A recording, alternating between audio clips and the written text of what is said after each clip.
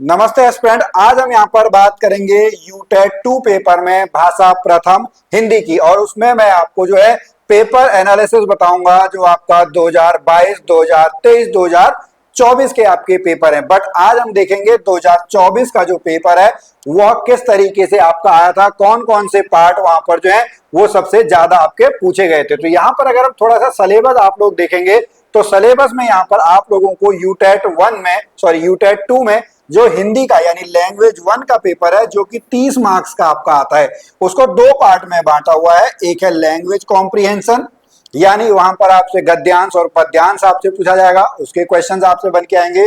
फिर आपसे जो है वहां पर ग्रामर जो है वो ग्रामर पूछी जाएगी। उसके बाद जो है उसमें शिक्षण वाला जो पार्ट है वो शिक्षण वाला पार्ट आप लोगों से पूछा जाएगा। तो हम देख लेते हैं पिछली बार जो आपका पेपर है वह पिछली बार आपका पेपर कैसा आया था। यानी 2024 के अगर हम पेपर की बात करेंगे, आप यहां पर देखिएगा क्वेश्चन नंबर जो है 31 पे अगर हम चलेंगे, क्वेश्चन नंबर 31 हमारा क्या कहता है, वह कहता है कि निम्न में से किस वाक्य में अपादान कारक का प्रयोग नहीं हुआ है।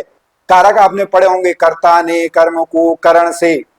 तो अपादान कहां पर आता है? अपादान जहां पर आपका अलगाव की स्थिति होती है, पेड़ से पत्ते गिरते हैं, जहां पर डर की भावना होती है, जहां पर कोई नई चीज सीखी जा रही है, जहां पर कभी कोई तुलना की जा रही है, तो वहां पर आपका क्या होता है? अपादान कारक है। और यहां पर आपसे कहा गया है कि वहां पर अपादान कारक नहीं है। देखिए यहां पर पेड़ से पत्ता गिरता है तो यह अलग होने की भावना है, यहां पर है वह तुमसे अधिक योग्य है, यहां पर तुलना की जा रही है, यहां पर जो है वो आपका क्या है, यहां पर आपका डरना। तो यहां पर इसका जो आंसर हो जाएगा वो आपका क्या है, वो ऑप्शन नंबर सी जो है, सी इसका राइट आंसर है। तो यह आपका व्याकरण का क्वेश्चन है। उसके बाद अगला जो प्रश्न है क्वेश्चन नंबर 32, वह आपका क्या है, क्वेश्चन नंबर 32 कहता है जिसके हाथ में चक्र है। तो आपने वाक्यांश के लिए एक शब्द यह आपने देखा हुआ होगा, हालांकि यह जो है हमारा समास में भी आपका आता है, जहां पर बहुव्रीहि समास आपका होता है।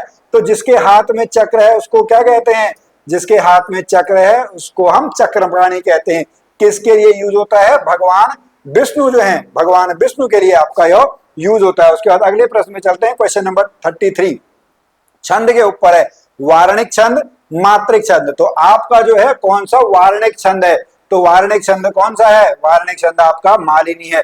रोला और उलाला जो है ये आपके मात्रिक छंद होते हैं। कौन से होते हैं? मात्रिक छंद। उसके बाद अगला, वांग्मय में संधि विच्छेद है। क्या है? वांग्मय में संधि विच्छेद आपको बताना है। तो इसका जो आपका आंसर है वो है ऑप्शन नंबर डी। कौन सा है? ऑप्शन नंबर डी जो है इसका राइट आंसर है, वाक पद मय। यह आपका कौन सी संधि है? व्यंजन संधि है। आपने तीन प्रकार की संधियां पढ़ी होंगी, स्वर संधि, व्यंजन संधि और विसर्ग संधि। व्यंजन संधि क्या होती है? जब व्यंजन का किसी स्वर या व्यंजन के साथ मेल हो, जो विकार उत्पन्न होता है, वहां पर आपका कौन सी संधि होती है? वहां पर आपका व्यंजन संधि होती है। तो वांग्मय जो है वह आपका कौन सी संधि है? वह आपका व्यंजन संधि है। उसके बाद अगले प्रश्न पे चलते हैं। क्वेश्चन नंबर कौन सा है? Question number 35। क्वेश्चन नंबर 35 क्या कहता है? कौन सा व्यंजन अंत्यस्थ है? आपने वर्णमाला वाला चैप्टर पढ़ा होगा, वर्ण विचार। वर्ण विचार वाले इसमें आता है कि हमारे जो ये वर्ण है इनकी जो ध्वनियां हैं ये अलग अलग जगह से, नाक से, होंठ से, कंठ से, और उसके बाद होंठों के द्वारा, होंठों की हेल्प से वो आपका आती है। तो वो कौन सा आपका है? तो यहीं पर आपसे पूछा गया है कि अंतस्थ व्यंजन कौन सा है। क्या अंतस्थ व्यंजन? आपने यो, रो, लो, वो, यह चार सुने होंगे। तो यो, रो, लो, वो जो है वो कहां से आपका है? वो आपका अंतस्थ व्यंजन है। कौन सा है? अंतस्थ व्यंजन है। ये जो सौ है ये कौन सा सौ होता है? यह दंती सौ होता है। मौ कहां से है? मौ ओष्ठ से आपका होता है। ठीक है, चलिए अगले प्रश्न में चलेंगे। क्वेश्चन नंबर आपका 36, सांचे में ढला होना मुहावरा किससे रिलेटेड है? तो सांचे में ढला होना यानी आपका जो है क्या होगा? रूपवान होना, ऑप्शन नंबर सी। आपने यहां पर देखा ये जो 6 के 6 प्रश्न आपके हैं 31 से लेके 36 तक, ठीक है, 31 से लेके 36 तक, ये सब के सब आपके किसके हैं? ये सब के सब आपके व्याकरण से रिलेटेड हैं। किससे हैं? व्याकरण के आपके क्वेश्चंस हैं। उसके बाद अब 37 पे चलेंगे। अब देखते हैं पावक, यह भी आपका व्याकरण का ही है। पावक शब्द, पौ प्लस अक क्या बनेगा? पौ प्लस अक, पावक क्या हो जाएगा? अयादि संधि। जब ए आई ओ आओ के बाद कोई स्वर आए, ए आई ओ आओ के बाद कोई स्वर आए तो ए किस में बदल जाता है, आई में, आए आय आओ आओ, तो यहां पर आओ आपको बना है तो पावक, ऑप्शन नंबर क्या हो जाएगा, ऑप्शन नंबर डी। ये 7 प्रश्न जो हैं ये आपके व्याकरण से रिलेटेड है। ओके, अगला 38 प्रश्न, यह आपका अब किससे आ जाता है, यह आपका जो है पेडागोजी वाले पार्ट से आ जाता है। व्याकरण शिक्षण में प्रयुक्त भाषा संसर्ग विधि में किस तथ्य पर बल दिया गया है। क्वेश्चन नंबर 38 यहां पर आप देखेंगे, 38 का जो है वो आपका क्या है, यह आपका बी आंसर है। कौन सा है, बी आंसर है। व्याकरण शिक्षण के क्रम में उसके नियमों से परिचित कराने हेतु। फिर अगला 39, यह फिर से व्याकरण का प्रश्न है। 39 वाला क्या है, उसे देश सेवा करनी चाहिए में देश सेवा क्या है। देखिए सबसे पहले देश सेवा जो है वह आपका क्या है, भाववाचक संज्ञा है। क्या है, भाववाचक संज्ञा है।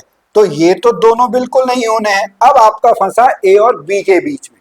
ओके, ए और बी के बीच में आप यहां पर देखेंगे उसे यानी एक व्यक्ति की बात हो रही है तो यहां पर क्या हो जाएगा, एक वचन, ये बहुवचन भी नहीं होगा तो ऑप्शन नंबर क्या हो जाएगा, 39 का जो है, 39 का ए आंसर जो है बिल्कुल आपका सही हो जाएगा। उसके बाद नेक्स्ट पर्यायवाची, ये पर्यायवाची भी आपका फिर से व्याकरण में आ गया है। बसंत का पर्यायवाची नहीं है रत्नाकर। रत्नाकर किसका है, रत्नाकर जो होता है वो आपका समुद्र का है। किसका है, रत्नाकर जो है वो आपका समुद्र का पर्यायवाची होता है, तो इसका नहीं है। उसके बाद अगले प्रश्न पे चलते हैं, क्वेश्चन नंबर 41। अब ये 41 वाला जो है ये साहित्य से रिलेटेड है।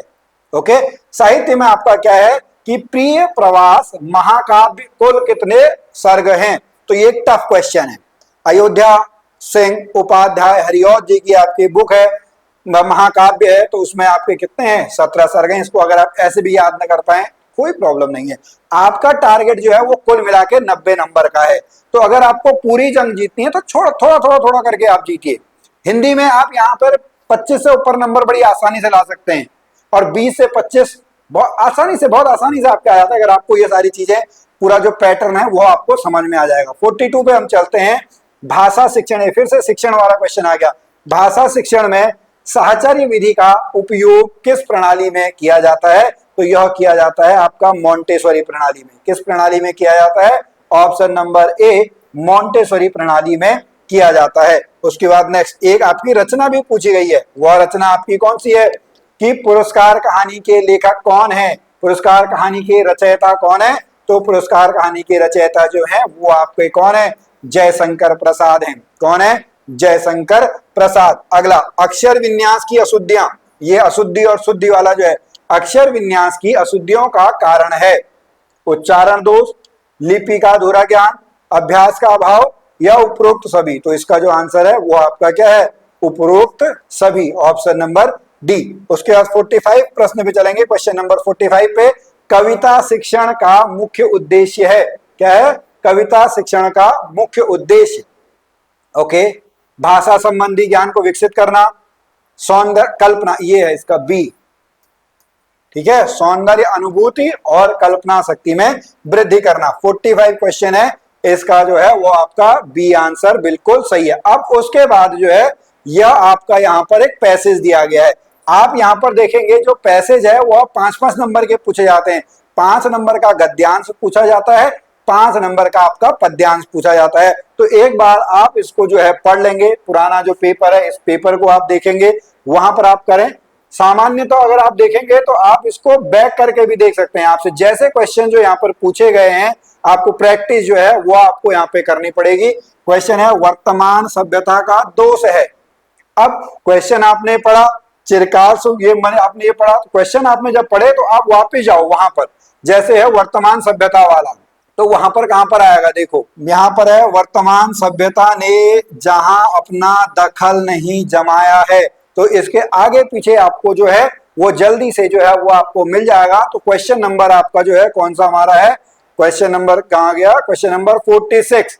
क्वेश्चन नंबर 46 आपका है मनुष्यों को उसके मूल भावों से दूर करना। क्या है, मनुष्यों को उसके मूल भावों से दूर करना। अब अगले प्रश्न में चलते हैं। क्वेश्चन है 47, चिरकाल व्यापी शुद्ध मनुष्यत्व से क्या तात्पर्य है? समस्त भेदभावों को मिटा देने वाली। इसको जब आप वहां पर पढ़ेंगे तो इसका जो आपका है वो क्या है? ऑप्शन नंबर ए, 47 का ए। ठीक है, मैं डिटेल में आपको नहीं बता रहा हूं, मैं आपको केवल जो है पेपर पैटर्न, क्वेश्चन पैटर्न के बारे में आपको बता रहा हूं। ठीक है, फिर उसके बाद 48, कौन व्यक्ति देश प्रेम का दावा कर सकता है? क्वेश्चन नंबर 48 आप देखेंगे, इसका जो है ऑप्शन नंबर सी जो है, सी इसका राइट आंसर है। उसके बाद हम चलेंगे 49 पर।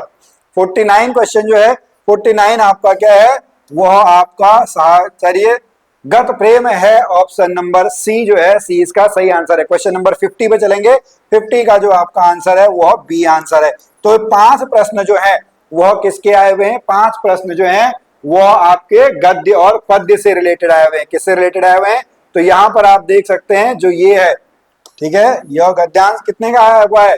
5 नंबर का आपका आया हुआ है। फिर यहीं पर हम आगे चलेंगे, हमारा जो पद्यांश वाला पार्ट है, यह मनु तुम श्रद्धा को गए भूल, उस पूर्ण आत्मविश्वासी को उड़ा दिया था समझ तूल। तूल मतलब क्वेश्चन भी आया हुआ है, मैंने पहले देखा हुआ है, तो मैं आपको बता दूं क्वेश्चन जो है वह क्या भूल गए? ठीक है, वह आपका स्त्री के अस्तित्व को भूल गए। हालांकि इससे पहले भी एक प्रश्न आपका होगा, वो प्रश्न ये है, तूल शब्द का अर्थ है, तूल शब्द का अर्थ जो है वह आपका रुई होता है। 51 का बी। 5 प्रश्न आप लोगों से यहाँ पर पूछे गए हैं। मनु पुरुष होने के अहंकार में स्त्री के अस्तित्व को भूल गया है।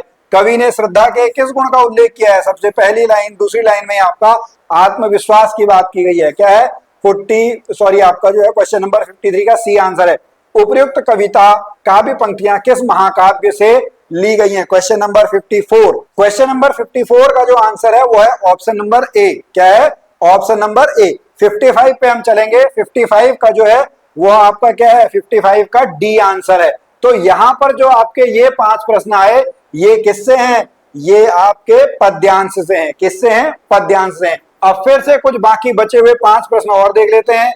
देखिए, कौन सा वाक्य मिश्र वाक्य है? मिश्र वाक्य जो है यह व्याकरण से संबंधित आ गया। सरल वाक्य, संयुक्त वाक्य, मिश्र वाक्य। ये देखिए, यहाँ पर लग गया तो संयुक्त वाक्य हो गया, और लग गया तो संयुक्त वाक्य हो गया। ये एक सिंपल है, तो इसका जो आएगा क्या है? Option number C. Okay, next अगला जो प्रश्न है, अगला प्रश्न आपका क्या है? 57। जो पढ़ेगा वह विद्वान, यह वह के बारे में बात कर रहा है। वह क्या है? सर्वनाम है, बिल्कुल फिक्स है। सर्वनाम है तो कौन सा सर्वनाम है? वो आपका निश्चयवाचक सर्वनाम है। कौन सा है? निश्चयवाचक। फिर 58 पे चलेंगे। 58 का जो है वो आपका ये भाषा शिक्षण से है। इसका आंसर क्या है? इसका आंसर डी आंसर है। और मौखिक भाषा की प्रारंभिक शिक्षा, ये भी आपका भाषा शिक्षण से है। यह आपका क्या है? अक्षर ज्ञान। ऑप्शन नंबर जो है ऑप्शन नंबर सी। और लास्ट में जो है फिर से व्याकरण का एक प्रश्न है कि एक खंड विशेषण उपमा हो तो कौन सा समास होता है? वहां पर आपका जो है वो कौन सा होता है? वहां पर आपका कर्मधारय समास होता है। कौन सा होता है? वहां पर जो है वो आपका कर्मधारय जो है, कर्मधारय समास आपका होता है। आपने 6 प्रकार के जो समास है, 6 प्रकार के समास आपने पढ़े होंगे। तो इस तरीके से हमने जो हिंदी के 30 क्वेश्चन देखे। अब जब हम इसको एनालाइज करते हैं तो हमने देखा कि यहाँ पर व्याकरण के कुछ प्रश्न हैं, भाषा शिक्षण के कुछ प्रश्न हैं, साहित्य के कुछ प्रश्न हैं। अब पुराने पेपरों के हिसाब से जब मैंने एनालाइज किया तो वो एनालिसिस आपका कुछ इस तरीके का है कि 2024 में जो सबसे ज्यादा आपके प्रश्न बने हैं वो व्याकरण से हैं। 2023 में भी व्याकरण के हैं, 2022 में भी व्याकरण के। तो आपको व्याकरण तो पढ़नी ही पढ़नी है। व्याकरण में पर्यायवाची आपको पढ़ना है, विलोम शब्द आपको पढ़ना है, संधि आपको पढ़ना है, समास आपको पढ़ना है, वाक्यांश के लिए एक शब्द आपको पढ़ना है, अलंकार आपको पढ़ने, इस तरीके के जो बेसिक वर्ण विचार आपको पढ़ना है, तत्सम तद्भव ये आप पढ़ सकते हैं। हालांकि इसमें नहीं आए, उपसर्ग प्रत्यय आप लोग जो है वो पढ़ सकते हैं। तो व्याकरण के आपके आए। फिर भाषा शिक्षण पेडागोजी वाले से 6 नंबर 2022 में 7 क्वेश्चन आपके आए थे। साहित्य में देखेंगे 2024 में केवल 2 ही क्वेश्चन आए, 2022 में भी, 2023 में 7 क्वेश्चन आए। तो यहां पर मैं आपसे कहूंगा कि साहित्य में जो है, साहित्य बहुत बड़ा वास्ट है, उसमें लेखक भी बहुत सारे हैं, कवि भी बहुत सारे हैं, तो कितना याद करेंगे? तो उसको थोड़ा सा आप स्किप करना चाहें तो आप कर लें, नहीं तो प्रीवियस ईयर या इंपॉर्टेंट जैसे जयशंकर प्रसाद आप पढ़ सकते हैं, महादेवी वर्मा आप पढ़ सकते हैं, भारतेंदु हरिश्चंद्र आप पढ़ सकते हैं, प्रेमचंद आप पढ़ सकते हैं। इस तरीके से आप उनके जो है वो कुछ जो रचनाएं हैं उनको आप पढ़ सकते हैं। फिर आपका जो अनुच्छेद गद्यांश और जो पद्यांश है, वो आप जो है 5-5 नंबर के आप देख ही रहे हैं। तो यहां पर मैं आपको एडवाइस करूंगा हिंदी में कि आप क्या करें, एक तो ये गद्यांश और पद्यांश आप पढ़ लें, तो 10 नंबर तो आप यहां पर पूरे खींच लेंगे। ठीक है जी, 10 नंबर आपके आ गए। 10 नंबर करीब आप यहां पर खींच लेंगे। कहां पर? 10 नंबर आप व्याकरण वाले में खींच लेंगे, 10 से ऊपर ही आप खींच लेंगे। 10 और 10 20 हो गया। उसके बाद जो ये भाषा शिक्षण संस्थान है, इनमें से मिला के आप किसी तरीके से 5 नंबर आप ले आए तो आप 25 नंबर यहीं पे ले आए। नहीं तो अगर आप 20 भी स्कोर करते हैं, देखिए आपको अगर हम जर्नल कैंडिडेट की बात करें, जर्नल कैंडिडेट को आपके 90 नंबर लाने हैं। ओके, और सब्जेक्ट आपके पास 5 हैं, या अगर हम देखेंगे तो उसमें 60 नंबर का भी आता है। इन जनरल अगर 30-30 के हिसाब से बांटे तो वो आपके 5 हो गए। तो यहां पर अगर आप सब में 20-20 भी ले आते हैं, 20 इन ईच सब्जेक्ट, तो कितने हो गए? 100। बहुत अच्छा स्कोर है, ये मिनिमम है। 20 तो आप हिंदी में ले ही आएंगे, ऐसे इंग्लिश में है। तो यहां पर मैं जो है आपको हिंदी में, मैंने आपको यहां पर बताया कि हिंदी में आप किस तरीके से अपने नंबर जो है वो आप यहां पर ला सकते हैं। अगर आपको यह वीडियो अच्छी लगी हो तो आप इस वीडियो को लाइक जरूर करें।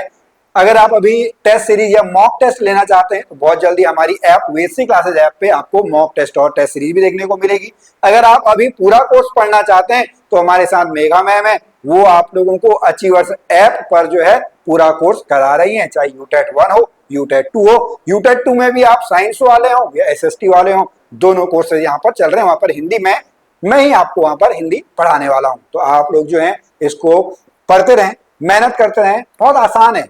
पहले विश्वास तो करें, हम हमेशा आपकी मदद के लिए तैयार हैं। नमस्कार।